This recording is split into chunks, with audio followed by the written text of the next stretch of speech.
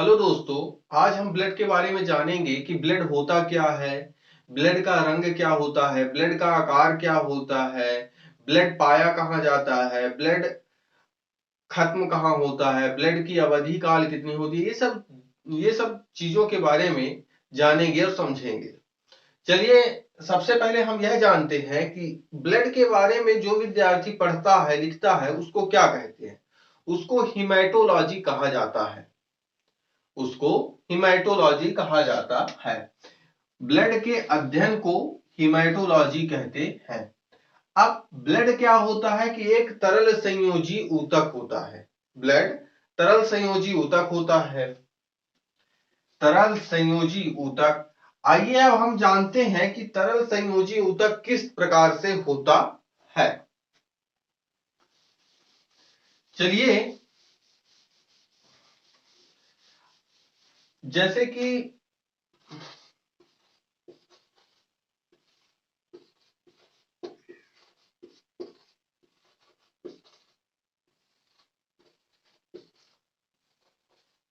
तरल संयोजी ऊतक, तरल ब्लड में 55% भाग जो होता है, हम ब्लड को दो भागों में विभाजित कर सकते हैं। पहला तो प्लाज्मा,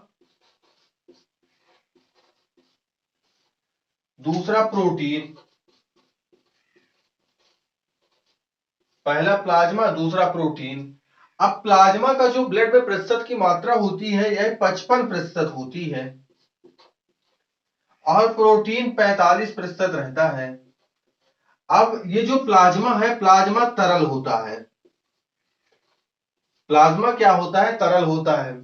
तो ब्लड में 55% तरल मात्रा होने के कारण वह लिक्विड फॉर्म में हो जाता है। हालांकि कुछ भाग उसमें ठोस भी रहते हैं जो प्रोटीन के रूप में रहते हैं, लेकिन ब्लड तरल रहता है, लिक्विड फॉर्म में रहता है, इसलिए यह तरल कहलाता है। फिर संयोजी, ये हमारे पूरे शरीर को कनेक्ट करके रखता है, जोड़ के रखता है, हमारे शरीर में जुड़ा हुआ रहता है, पूरे शरीर को जोड़ के रखता है, इसलिए इसको संयोजी बोलते हैं। अब बारी आई ऊतक। ये जो ब्लड सेल्स है, ब्लड सेल्स एक कोशिका होता है। ब्लड सेल्स एक कोशिका होता है जिसमें आरबीसी, आरबीसी, डब्ल्यूबीसी, प्लेटलेट्स, ये तीनों कोशिका के रूप में होते हैं, इसलिए इसको ऊतक कहा जाता है। इस प्रकार यह बनता है तरल संयोजी ऊतक। इस प्रकार यह कहला जाता है कि तरल संयोजी ऊतक है ब्लड। अब हम जानते हैं कि ब्लड का रंग कैसा होता है।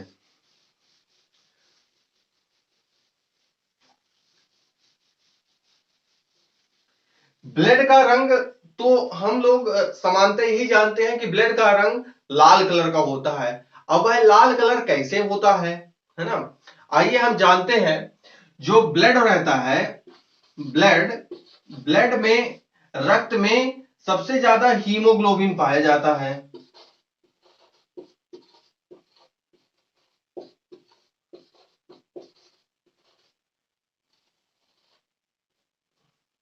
ब्लड में सबसे अधिक हीमोग्लोबिन की मात्रा होती है और रियल में हीमोग्लोबिन बैगनी रंग का होता है। किस रंग का होता है हीमोग्लोबिन?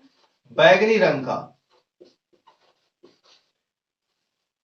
लेकिन जब यह हीमोग्लोबिन अब फेफड़ों में एल्वोली या बुलबुले, क्या कहना चाहिए उसको, एल्वोली में जाता है, तो एल्वोली में जाने से उसमें ऑक्सीजन मिल जाता है। हीमोग्लोबिन में ऑक्सीजन चिपक जाता है जिस कारण उसका रंग लाल हमको दिखाई पड़ता है। अर्थात ब्लड का रंग लाल इसलिए होता है क्योंकि उसमें हीमोग्लोबिन में ऑक्सीजन जाके चिपक जाता है, इसलिए वह लाल रंग का होता है। चलिए, अब रंग भी हमको समझ में आ गया कि किस कारण से वह लाल रंग का होता है। अब हम जानते हैं कि ब्लड का आकार क्या होता है। ब्लड का जो आकार होता है द्विअवतलाकार का होता है। ब्लड का आकार द्विअवतलाकार का होता है। उसका आकार कुछ ऐसे रहता है, द्विअवतलाकार। उसका जो बीच का भाग होता है वह दबा हुआ रहता है। ब्लड का बीच का भाग जो है दबा हुआ रहता है। और हमारे शरीर में ब्लड का निर्माण, जैसे हम एडल्ट हैं, है ना, 18 वर्ष से अधिक की उम्र है, और 18 वर्ष से अधिक अधिक की उम्र है, तो हमारा जो ब्लड का निर्माण होता है अस्थि मज्जा में होता है। कहां होता है? अस्थि मज्जा में। अस्थि मज्जा आप लोगों ने देखा होगा कि हड्डियों के बीच में जो खाली जगह होती है, हड्डियों के बीच में जो खाली जगह पाया जाता है, आपने कभी कुछ मांस वगैरह खाया होगा तो उसमें देखा होगा कि हड्डियां रहती है, हड्डियों के बीच में कुछ खाली जगह रहता है, तो उसी खाली जगह में अस्थि मज्जा होता है, और वहीं से रक्त का निर्माण, खून का निर्माण वहीं से होता है।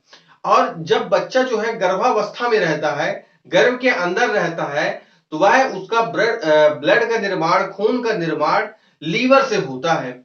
लीवर से अब जैसे निर्माण तो हो गया, और इस आरबीसी मतलब ब्लड जो रहता है, ब्लड आदमी का, वह ब्लड जैसे कि शरीर में निर्माण हो गया, और वह खत्म कहां जाके होता है? तो वह खत्म प्लीहा में जाके होता है। कहां होता है? प्लीहा में। उसको मृत घर भी कहते हैं। ब्लड का मृत घर भी कहा जाता है। वहां जाके ब्लड का समापन हो जाता है, या खराब ब्लड वहीं जाके समाप्त हो जाता है। और ब्लड का ब्लड बैंक भी कहते हैं, क्योंकि कुछ जरूरत पड़ने पे वह ब्लड स्टोर करके रखता है, और उसी ब्लड को पूरे शरीर में भेज भी देता है। इसलिए उसको मृत घर और ब्लड बैंक दोनों कहा जाता है, प्लीहा को।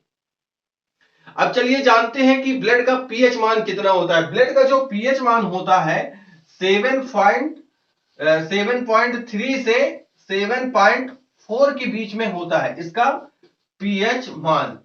ब्लड का जो पीएच मान होता है 7.3 से 7.4 के बीच में होता है। चलिए, ये सब हम आज के लिए बस इतना। अब हम आगे की क्लास में कुछ ब्लड के बारे में पढ़ेंगे कि प्लाज्मा और प्रोटीन। तो उसमें हम आगे की कक्षा में प्लाज्मा के बारे में जानेंगे कि प्लाज्मा क्या होता है, कैसे होता है, उसके बारे में अध्ययन